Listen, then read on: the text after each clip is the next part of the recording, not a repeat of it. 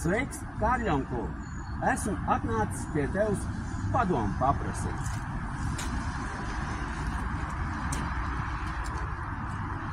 Šodien ir svētku diena, bet svētku diena, kas tiek svinēts? Latvijas izzadzēji un homoseksuālisti svin savu pirra uzvaru. Bet cik ilgi? Kāpēc es to apgalvoju? Kāpēc to apgalvo arī profesors Edgars Kramiņš? Tikai tāpēc, ka valstiskums Latvijā nekad netika atjaunots. Respektīvi, viena virsbūve pie PSRS tika nomainīta ar virsbūvi pie ASV. Vienkārši uzdodiet sev tādu jautājumu. Ja jau mēs runājam par pirmskara Latviju, par pēctecību un tā tālāk, vai tika atjaunots 1922. Gada vēlēšana likums, vai tika atjaunots 1936. Gada soda likums? Nē, tas netika atjaunots. Un plus vēl 7 kapu vietu vadīgā vecene no Kanādas ievilka mūsu svešos karos, lai gan bija liela aptauja, ko veids Eriks Tenzenieks, un tur 88% latvieši pateica nē latviešu līdzdalībai svešos karos. Tad nē, un ievilka viņu mūsu svešos karos. Priekš vēl viena aspekta ir, vai mēs esam brīva neatkarīga valsts? Protams, ka nē, jo šeit atrodas okupācijas karaspēks. Un tas varbūt nav tas smagākais noziegums pret Latvijas tautu. Smagākais noziegums ir pāris saeimas atpakaļ, kad deputāti nobalsoja par Latvijas un ASV līgumu, kurā ASV karavīriem NATO kontingentā viņi tiek atbrīvoti no noziegumiem, kriminālu noziegumiem pret Latvijas civilu iedzīvotājiem. Vai mēs esam brīvi un neatkarīgi?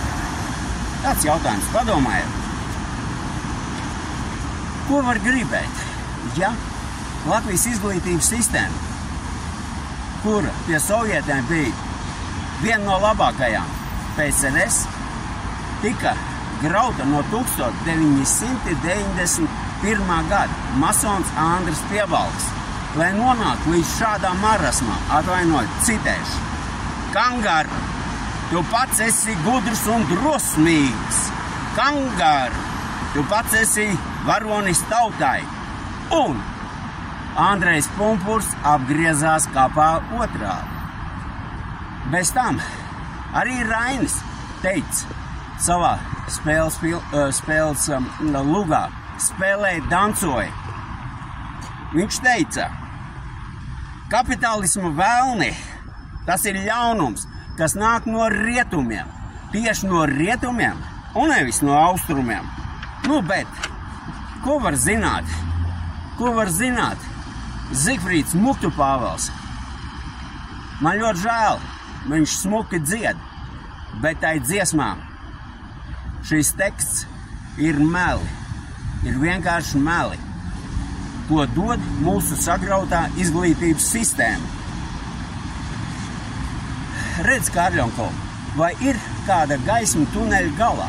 Mēs visu laiku esam bijuši kādi kalpi, vergi, sauc kā grib, bet mēs nekad neesam bijuši saimnieki paši savā zemē, izņemot to laiku, kad tu biji pie ruļļām. Ko var gribēt? Un arī tas, ka mēs nemācamies no savām kļūdām, bet par to man parādījās cerības stariņš. Konkrēti tas ir, ka Latvija pat labāk varētu tikt definēt kā ASV protektorāts. Un tātad, gaismu tuneļa galā Trump uzvar ASV. Tas spiež noziedzīgā režīma zagļus un homoseksuālisti ieslēgt atpakaļ gaitu. Tas ir pārtraukt visu Latvijas pederastizāciju, kā arī sāk baidīties jau atklāti zakt tādos apmēros, kā viņi to ir pieraduši. Atgādina, ir 2 pēdējie, kas atmiņā vairāk ir palikušies. Tas ir Kariņš un Levits, kuri tika gatavoti 20 gadus. Rietumu spēcdienas viņas gatavoja konkrētam laikam, konkrētā vietā, konkrētu noziegumu izdarīšanu pret Latvijas tautu. Atgādina, mācāmies no žīdiem. Viņiem nav noziegumu noilguma pret tautu. Arī mums tāds nedrīkst būt. Brīdina, ka ir tāds Abu Šmeris, kurš ar fanātisku deksmi grib nopotēt Latvijas bērnus. Arī viņš kā 20 gadu atpakaļ ienāca caur Lindas priekšu šeit iekšā. Un viņa uzdevums ir sagandēt pēc iespējas vairāk šos te Latvijas bērnus, kā arī pārstāvis no Latvijas tautas. Nu sargiet savus bērnus, nu sargiet ar visam draudiem par darbu zaudēšanu, par to, ka bāriņu tiesa noņems jūsu bērns un tā tālāk. Nu atliek vēl izgaidīt līdz 20. janvārim Trumpa inaugurācijai. Un tad paskatīsimies, kā būs tālāk. Bez tam šie tie abi divi, te nesen homoseksuālists, deputāta prezidents Petgars kopā ar Siliņu, Vudmanu, Kastiņģis sprieda par Latvijas bērniem. Ko tu, mērgli, zini par Latvijas bērniem? Tev bērni nav. Tu nezini, kā tas ir, kad bērnam nāk zobiņi, par negulētajām naktīm un tā tālāk. Ko tu vari spriest?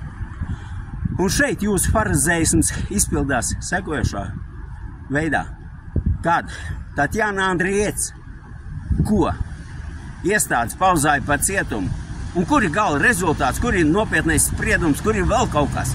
Viņi ierosināja noņemt pievienotās vērtības nodokli bērnu precēm. Un viss. Tas netika izdarīts. Tāpēc Karļonko, iedod padomu. Es nezinu, iedod padomu man, iedod padomu tautai. Kā mums dzīvot tālāk, ko darīt? Kāpēc es cienu Karļonko? Es esmu tehnokrāts un es vērtēju cilvēkus, parādības, lietas pēc savas atlikuma, pēc Karļonkuļa. Mums palika tonām zelta Anglijas bankās. Kas paliek pēc šiem te Latvijas izradzējiem homoseksuālistiem? Ja Latvijas ārējais parāds jau ir sasniedz 20 miljardus. Kas? Tātad, tauta, kur ejam? Un kad vienreiz mēs sāksim nevis izdzīvot, bet dzīvot? Saules mūžu Latvijai. Un apakšā zem šī video būs mana dziesma uzmundrinājuma. Paldies, Sigurds Graudiņš, latviešu strēlnieka Mārtiņa Graudiņa mazdēls. Turamies, tauta! Esi gudrs un drosmīgs. Kamgar tu pats esi varonis tautai. Kā gan tu pats iet šo pamesta lomu.